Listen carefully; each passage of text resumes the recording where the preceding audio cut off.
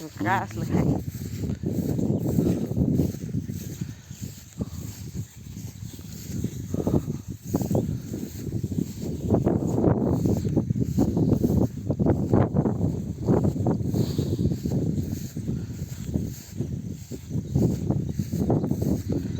परत एकदा मी गुलबेलीत आलेलो आहे आणि या ठिकाणी असं सुंदर पद्धतीनं अतिशय नयनरम्य असं वातावरण या ठिकाणी आता दिसून येत आहे. गणपतीचा कालावधी असल्यानं सुट्ट्या पडलेल्या असल्यानं या ठिकाणी येण्याचा योग मिळालेला आहे. पण यावेळेस जरा पाऊस जास्त असल्यानं गवताची उंची पण जास्त वाढलेली दिसते आणि त्याच्यामध्ये जी हिरवळ असते जून जुलैमध्ये ते गवत आता त्याला जरा तुरे फुटलेले दिसत आहेत.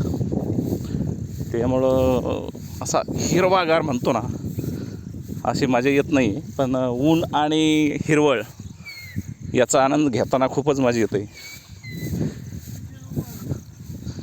इकडं वडील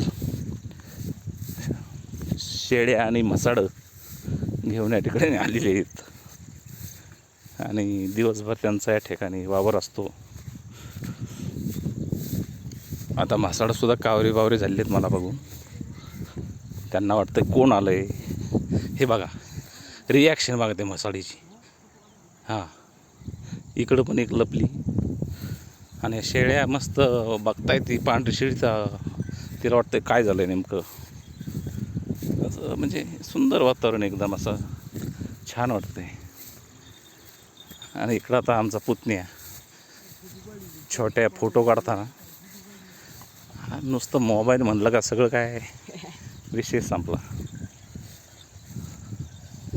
हे आमचे वडील या ठिकाणी बसलेले आहेत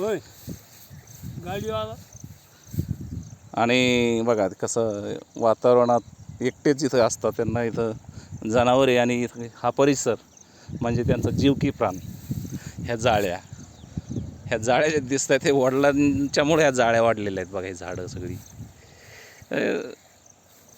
हे जंगल जे झालं आहे त्याच्यामागं जे कारण आहे महत्त्वाचं ते म्हणजे आमचे वडील सुंदर पद्धतीने सगळं राखण केलेली आत्तापर्यंत.